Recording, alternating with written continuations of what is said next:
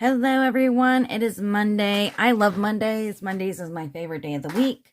I am glad that you decided to click on the button and join me here. My name is Greta and this is Agape Book Club.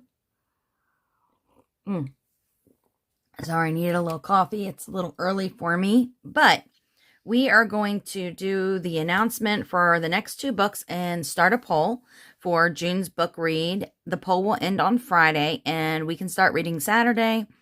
I will do a monthly check-in on the 16th, and then the 23rd, I will start getting ready for the book review, and we'll do the book review on Friday. When I do get with you guys on the 23rd, I'll be looking for any input. If you guys want to give a review, you can email it to me, and we can go from there, and then I'll do my review and share your review if you want me to. If you don't want me to, you just want to share your view on the book, that's great.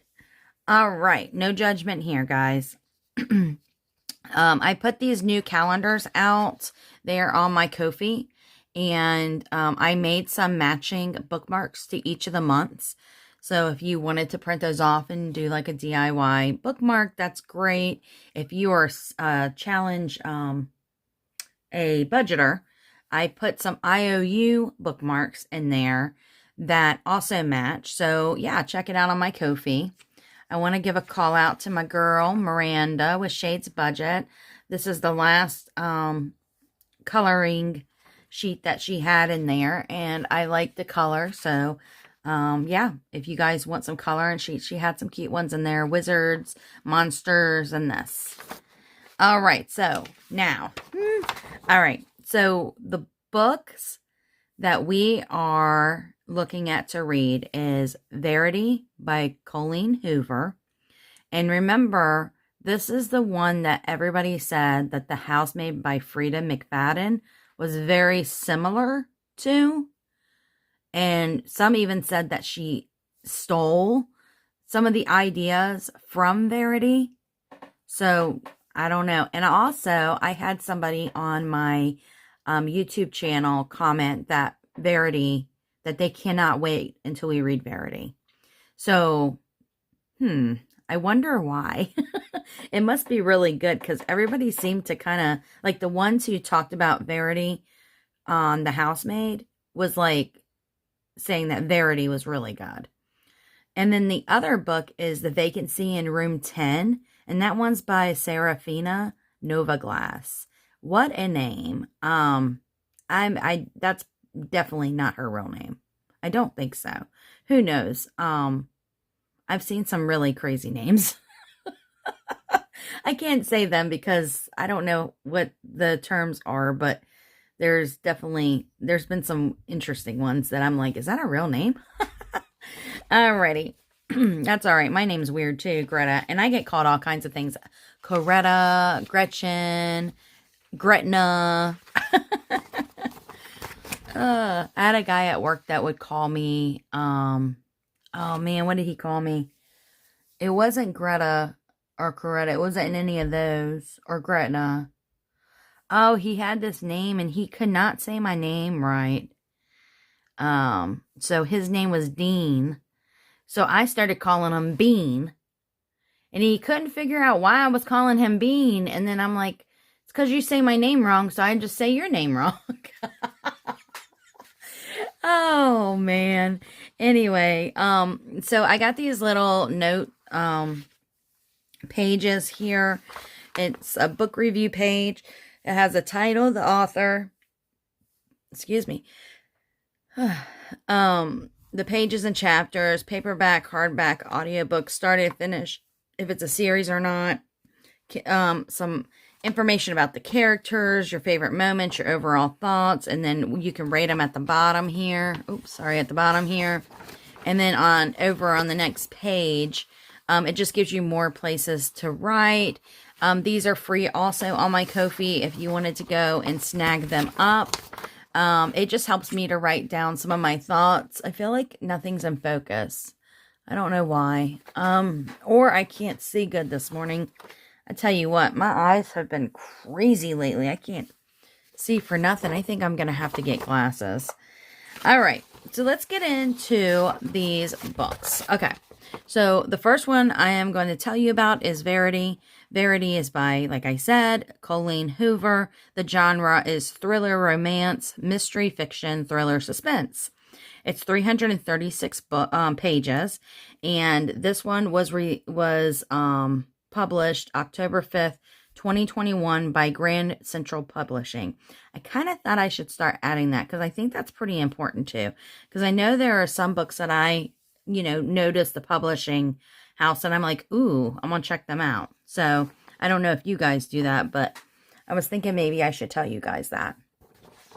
So Lowen Ashley is a struggling writer on the brink of a financial ruin when she accepts the job offer of a lifetime. Jeremy Crawford, the husband of the best storytelling Verity Crawford, has hired Lowen to complete the remaining books in a successful series his injured wife is unable to finish. Lowen arrives at the Crawford house ready to sort through all the years of Verity's notes and outlines, hoping to find enough material to get her started. What Lowen doesn't expect to uncover in the chaotic office is an unfinished autobiography Verity never intended for anyone to read. Page after page of bone-chilling admissions, including Verity's recollection of what really happened the day her daughter died. Lowen decides to keep the manuscript hidden from Jeremy, knowing its contents would devastate an already grieving father.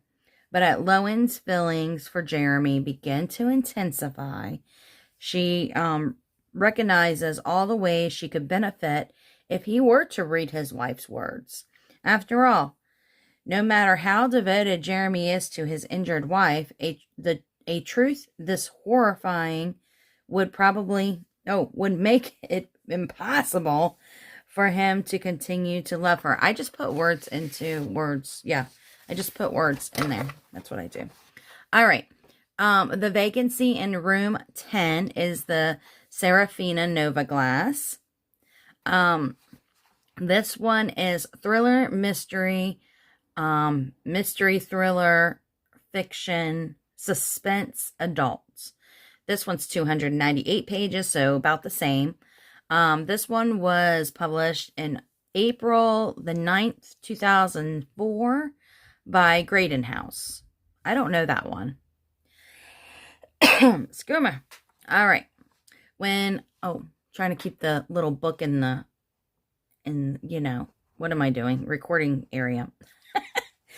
When Anna Hartley's husband, Henry, calls her with a troubled, guilty confession, she can't believe what she hears. It had to be a bad joke. The mild, predictable artist she married would never hurt a fly, let alone commit a murder. But her confession turns to horror when police find his body washed up on the banks of the Rio Grande. Desperate for answers to the millions of questions his untimely death has raised, Anna checks into the Sycamores, the rundown motel. It ain't a hotel, it's a motel, turned apartment Henry rented as an art studio. As she absorbs every bit of gossip, the I cannot say this word, eclectic mix. I know I'm saying that wrong. Anyway, mix of residents are willing to, I'm going to just say that the quirky mix residents are willing to share about her husband and each other. She begins to piece together a picture of a very different man than the one that she married and the life he led behind her. Oh, behind her back. Sorry, this is a hot mess. Okay. The more she learns and the less sense things seem to make, she finds herself wondering, okay. Brain, I need my brain cell back. Did she ever really know Henry at all? But Henry's secrets aren't the only ones. As Anna's search for clues expand, cast the mysterious, jaded motel manager seems more and more determined to keep Anna in the dark. And when threatening letters start appearing at the door, Anna has to decide what's more important, the truth or her own safety. All right, that was hard to get through. All right, so guys, what is it going to be? Is it going to be Verity, or is it going to be the vacancy in room 10? And I am so sorry for this hot mess of a video, but I woke up late and I'm crazy. All right, guys, you guys have a great and wonderful week. It is Monday. Enjoy your work week, and I will talk to you all later. Bye.